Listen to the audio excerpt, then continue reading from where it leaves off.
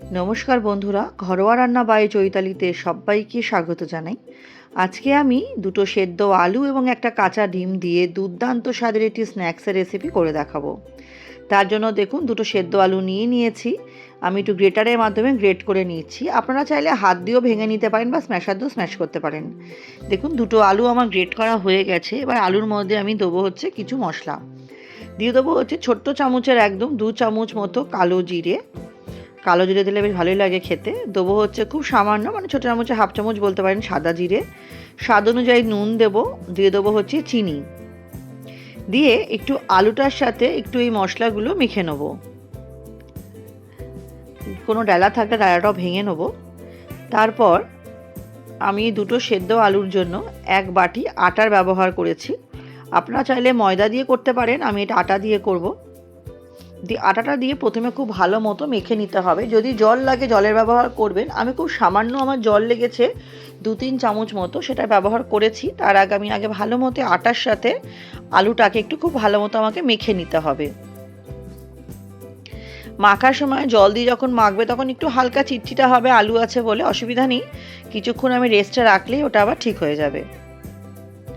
অল্প একটুখানি আমি জল দিয়েছি।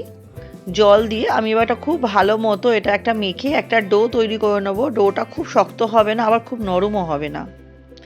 একটু সময় নিয়ে আমাকে ডোটা তৈরি করে নিতে হবে। একটি অনুরোধ করব, ভিডিওটি স্কিপ করবেন না। পুরো দেখা অনুরোধ থাকলেও স্কিপ করলে কিন্তু পুরো পদ্ধতি মিস করে যাবেন। এবং অবশ্যই একটি লাইক দিয়ে দেখা শুরু করবেন। দেখুন, ডোটা আমার অলমোস্ট রেডি হয়ে গেছে। এটা আমি আরটু কিছুক্ষণ হাত দিয়ে একটু ঠেসে নেবো। তারপরে এটাকে ঢাকা দিয়ে রেখে দেবো। খুব সামান্য একটু তেলের ব্যবহার করব। আর এতে কিছু সবজি দেবো আমি। সবজিগুলো কাটা হয়ে গেছে। সবজির মধ্যে আমি দিচ্ছি গাজর, ক্যাপসিকাম, পেঁয়াজ আর কাঁচা লঙ্কা। এবার মিনিট 10 মতো ঢেকে রাখবো। আর এদিকে কড়াই বসিয়ে দিয়ে কড়াইতে আমি 2 চামচ মতো তেল দিয়ে দিয়েছি। তেলটা গরম হলে সবজিগুলো ভেজে নেবো। আমি প্রথমে পেঁয়াজ দিলাম, তারপর একে একে সব সবজি দিয়ে দেবো, গাজর, ক্যাপসিকাম, লঙ্কা। আর হ্যাঁ, এতে আমি অল্প একটু বাঁধাকপিরও ব্যবহার করেছি। অল্প একটু নুন দিয়ে সমস্ত সবজিগুলো খুব ভালো মতো আগে ভাজা ভাজা করে নেব। নতুন বন্ধু যারা আমার চ্যানেলে নতুন, ভিডিওটি প্রথম দেখছেন, আমার রেসিপিগুলো যদি আপনাদের সামান্য হলেও ভালো লেগে থাকে, চ্যানেলটি সাবস্ক্রাইব করে পাশে থাকা অনুরোধ রইল। পাশে থাকা বেল আইকনটি প্রেস করে অল নোটিফিকেশানটা অন করে দেবেন, যাতে আমি চ্যানেলে যখনই নতুন নতুন রেসিপি আপডেট করব সবার আগে আপনাদের কাছেই নোটিফিকেশান পৌঁছে যাবে। এবং পুরনো বন্ধুদের অনেক ধন্যবাদ পাশে থাকার জন্য, সাপোর্ট করার জন্য। এবং রেসিপিটি কেমন লাগলেও অবশ্যই বাড়িতে একবার ট্রাই করবেন। সুন্দর সুন্দর কমেন্টের মাধ্যমে কিন্তু অবশ্যই জানাতে ভুলবেন না। আপনাদের কমেন্টগুলো পড়তে বেশ ভালো লাগে। আপনাদের একটা লাইক বা একটা কমেন্ট আমাদের জন্য অনেক বেশি গুরুত্বপূর্ণ এবং অনেক বেশি উৎসাহিত হই নতুন নতুন রান্না করার জন্য। দেখুন, বাঁধাকপিটা দিয়েও ভালো মতো একটু ভেজে নিচ্ছি। যেহেতু আগে নুন দেওয়া আছে, আমি আগে থেকে এক্সট্রা নুন ব্যবহার করিনি। খুব ভালো মতো ভাজা ভাজা করে নিতে হবে। কিছুক্ষণ যেন ঢেকে রাখবো আমি, যাতে খুব ভালো মতো আমার সবজিগুলো সেদ্ধ হয়ে যায় এবং সবজিগুলো যাতে খুব ভালোভাবে মজে যায়। দেখুন, সবজিগুলো আমার খুব ভালো মতো মজে গেছে। এটাকে আমাকে আরও ভালো মতো একটু ভাজা ভাজা করে নিতে হবে। মাঝখানটা একটু ফাঁকা করে নিলাম। নিয়ে এর মধ্যে একটা সেদ্ধ আলু দিয়ে দেবো বাইন্ডিংয়ের জন্য। আমি সেদ্ধ আলুটাও আমি গ্রেট করে দেবো। এটা চাইলে আপনি হাতের সাহায্যে ভেঙে দিতে পারেন, কিন্তু যেন আলুর কোনো মোটা মোটা লাম্পস না থাকে, মানে ডেলা না থাকে, সেদিকে কিন্তু লক্ষ্য রাখতে হবে। তাই জন্য আমি গ্রেটারেই গ্রেট করে দিলাম, যাতে আলুর কোনো মোটা ডেলা না থাকে। আলুটা আমার সব আলুটাই আমি গ্রেট করে দিচ্ছি। আলুটা গ্রেট করে দিয়ে এর মধ্যে আমি আরও কিছু মশলা দেবো।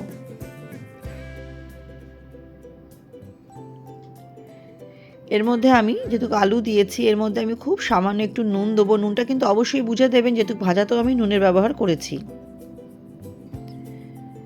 দিয়ে এর মধ্যে আমি খুব সামান্য একটু নুন দিয়ে দিচ্ছি। এবার আমি এর মধ্যে ছোটো চামচের 1 চামচ মতো দেবো হচ্ছে চাট মশলা, আর দেবো ছোটো চামচের 1 চামচ মতো আমচুর পাউডার। তাতে টেস্টটা খুব সুন্দর আসে।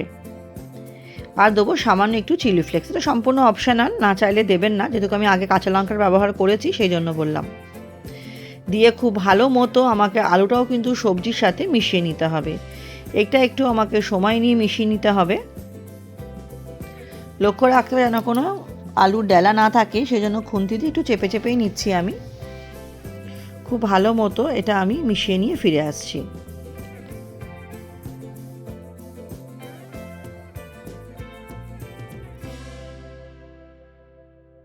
ভালো মতো মেশানো হয়ে গেলে মাঝখানটা আমি আবার একটু ফাঁক করে দিয়ে দিলাম 1 চামচ মতো রিফাইন্ড অয়েল, আর দিলাম একটা ডিম। ডিমটা দিয়ে, মানে কাঁচা ডিম দিয়েছি, ডিমটা দিয়ে খুব সামান্য নুন দিয়ে ডিমটা একটু আমাকে ফার্স্টে ঘুটে নিতে হবে। একটু সময় নিই, ডিমটা একটু ঘুটে নিতে হবে। এই সময় গ্যাসের ফ্লেমটা কিন্তু লো টু মিডিয়াম আছে, একদম হাই করবে না, তাহলে পুড়ে যাবে। ডিমটা একটু এরকম জট পেকে গেলে তারপরে বাকি সবজির সাথে কিন্তু ডিমটা আমাকে খুব ভালো মতো ভাজা ভাজা করে নিতে হবে। নিচে একটু লেগে যাবে, অসুবিধা নেই, একটু নাড়াচাড়া করে নিলে উঠে যাবে। সবজির সাথে পুরো ডিমটা আমাকে খুব ভালো মতো ভাজা ভাজা করে নিতে হবে, একটু শুকনো শুকনো করে নিতে হবে, তাহলে কিন্তু আমার পুরটা রেডি হয়ে যাবে, একদম পারফেক্ট যাবে। নুনটা একবার চেক করে নেবেন। দেখুন পুরটা আমার রেডি। এর মধ্যে দিয়ে দেবো হচ্ছে কিছুটা ধনেপাতা। অল্প একটু ধনেপাতা দিলে টেস্টটা তো দুর্দান্ত হয়। অল্প একটু ধনেপাতা দিয়ে ধনেপাতাটাও আমি খুব ভালো মতো পুরের সাথে কিন্তু মিশিয়ে নেব। তো ভালো করে ধনেপাতাটা পুরের সাথে আমি মিশিয়ে নিচ্ছি। দিয়ে পুরটা আমি কিছুক্ষণ হতে দেবো। অল্প একটু চিনি দিলাম পুরের মধ্যে। আমি আটা মাখার সময় চিনি দিয়েছিলাম, তাই পুরের মধ্যে খুব সামান্য একটু চিনি দেবো। চিনিটা দিয়েও চিনিটা আমাকে মিশিয়ে নিতে হবে, যাতে চিনিটা আমার খুব ভালো মতো গলে যায়, সবজির সাথে যাতে চিনিটা মিশে যায়। আমার পুরটা কিন্তু রেডি হয়ে গেছে। এরপরে আমি দেখে নেবো আটা মাখাটা। আমি আটা মাখাটা আগেই লেচি করে নিয়েছি। দেখুন এখানে টোটাল 6টা মতো লেচি হয়েছে। এবার যেখানে আমি বেলবো তার মধ্যে সামনে একটু তেল দিয়ে হাতের মাধ্যমে একটু তেলটা বুলিয়ে নিলাম, আর অল্প একটু তেল আমি বেলুনির মধ্যেও লাগিয়ে নেব, যাতে চিটচেটা হয়ে যাতে লেগে না যায়। এবারে একটা করে লেচি নিয়ে হাতের সাহায্যে গোল করে আমি একটু বেলে নেবো। বেশি পাতলা করবেন না, বেশি পাতলা করলে কিন্তু পুরটা ভরা পা যখন মুড়বো তখন ফেটে যাবে, কারণ প্রথমটা আমি সেটা করে ফেলেছিলাম। এটা একটু নরমই থাকে। এরকম করে বেলে দিয়ে মাঝখানে একটু পুরটা দেবো। পুরটা একটু বেশি করে দিয়েছিলাম, তাতে খেতে ভালো হয়েছিল। তারপরে আপনারা যেরকম শেপ ইচ্ছা সেরকম শেপে এটা ভাঁজ করে নেবেন। আমি কিন্তু একটু 3 কোনা শেপ দিয়েছি, আপনারা চাইলে চৌকো শেপও দিতে পারেন। লাস্টে আমি একটা চৌকো শেপও দিয়েছি। মাথাটা এরকম লক করে নেবো, লক্ষ্য রাখতে হবে যাতে পুরটা কোনোভাবে বেরিয়ে না যায়। দিয়ে এরকম সাইড দিয়ে চেপে চেপে লক করে দিতে হবে। আপনারা একটুখানি দেখলেই বুঝতে পারবেন এটা করা ভীষণ সহজ। তারপর নিচ থেকে এরকম করে মুড়ে ভালো মতো লক করে দেবো। উল্টে দিয়ে একটু ভালো মতো চেপে দেবো, হাত দিয়ে একটু শেপ করে নেবো, যাতে কোনো সাইড দিয়ে যাতে পুরটা বেরিয়ে না যায়। আমার একটা রেডি হয়ে গেল, প্লেটে রেখে দিচ্ছি। দিয়ে আমি আপনাদের আরও দেখিয়ে দিচ্ছি বানিয়ে। এরমভাবে জাস্ট বেলে নিতে হবে, বেশি পাতলা করা চলবে না বা বেশি বড় করা যাবে না, তাহলে কিন্তু পাতলা হয়ে গেলে ভাজার পর ভাজ করার সময় পুরটা ওরম বেরিয়ে যায়। এরম মাঝখান দিয়ে পুর দিয়ে 3 কোনা মতো ভাজ করে নিতে হবে। 3 কোনা মতো ভাজ করে নিয়ে নিচটা মুড়ে দিলে এবার জাস্ট লক করে দেবো আমি, যাতে পুরটা আমার না বেরিয়ে যায়। এরমভাবেই আমি প্রত্যেকটাই আমি স্ন্যাক্স রেডি করে নেব। সন্ধেবেলা বাচ্চারা তো সবসময় বায়না করে কি খাবো, বা সন্ধেবেলা চায়ের সাথে, অফিস থেকে এসে চায়ের সাথে কিছু একটা স্ন্যাক্স খেতে ইচ্ছা করে, তখন খুব অল্প সময়ের মধ্যে কিন্তু স্ন্যাক্সটা রেডি হয়ে যাবে। খুব অল্প সময় লাগে এই স্ন্যাক্সটা করতে, 10 থেকে 15 মিনিট লাগে, তার বেশি সময় লাগবে না। দেখবেন গরম গরম খেতে কিন্তু দুর্দান্ত লাগে এটা। সাথে 1 কাপ চা আর এই স্ন্যাক্স অসাধারণ লাগে খেতে। পুরো পেটটা অনেকক্ষণ ভরা থাকে, আর বাচ্চাদের কিন্তু অনেকক্ষণ পেটটা ভরা থাকবে। আমি আপনাদের আরেকটাও করে দেখিয়ে দিচ্ছি। এরমভাবে মুড়ে মুড়ে দিতে হবে, মুড়ে মুড়ে দিয়ে নিচটা লক করে দিলে আমার হয়ে যাবে। তারপরে এটা চাইলে আপনি একদম ছাকা তেলে ভাজতে পারেন, কিন্তু আমি সেটা করিনি। আমি এটা একটা ফ্রাইং প্যানের মধ্যেই আমি তেল দিয়ে এইগুলো আমি এপিট ওপিট করে খুব সুন্দর করে আমাকে ভেজে নিতে হবে। দেখুন আমি লাস্টে একটা এরকম চৌকো করেছিলাম। এপিট ওপিট করে লালচে লালচে করে একটু ভেজে নিতে হবে, যাতে প্রত্যেকটা দিকই যাতে সুন্দরভাবে ভাজা হয় সেদিকে লক্ষ্য রাখতে হবে। যে কটা আমার ধরবে, আমার সব কটাই ধরে গেছিলো। আমি সব কটাই এরকম এপিট ওপিট করে দিয়ে কিন্তু ভেজে নিয়েছি। এটা বন্ধুরা দেখতে যতটা ভাল লাগছে, এটা খেতেও কিন্তু দুর্দান্ত হয়েছিল।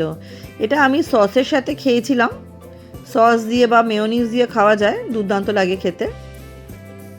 বাড়িতে হঠাৎ করে অতিথি চলে আসলে যদি কোনো রকম ডিম ফিম না থাকে, ধরুন একটা ডিম আছে, তাতেই কিন্তু আপনি এটা ইজিলি বানিয়ে দিতে পারবেন। কথা দিচ্ছি সবাই ভীষণই প্রশংসা করবে। সুন্দর করে এপিট ওপিট আমাকে ভালো মতো একটু ভেজে নিতে হবে। একটু সময় নিয়ে ভাজবেন, আর ভাজার সময় কিন্তু ফ্লেমটা অবশ্যই লো টু মিডিয়াম রাখবেন। হাই রাখলে কিন্তু পুড়ে যাবে আর ভেতরটা কিন্তু একদম ভালোভাবে ভাজা হবে না। দেখুন লালচে লালচে করে এপিট ওপিটটা ভালো মতো ভেজে নিয়ে আমি কিন্তু ফিরে আসছি। দেখুন আমার প্রায় ভাজা হয়ে গেছে। তেল থেকে তুলে একটা টিস্যু পেপারের মধ্যে রেখে গরম গরম পরিবেশন করব সসের সাথে।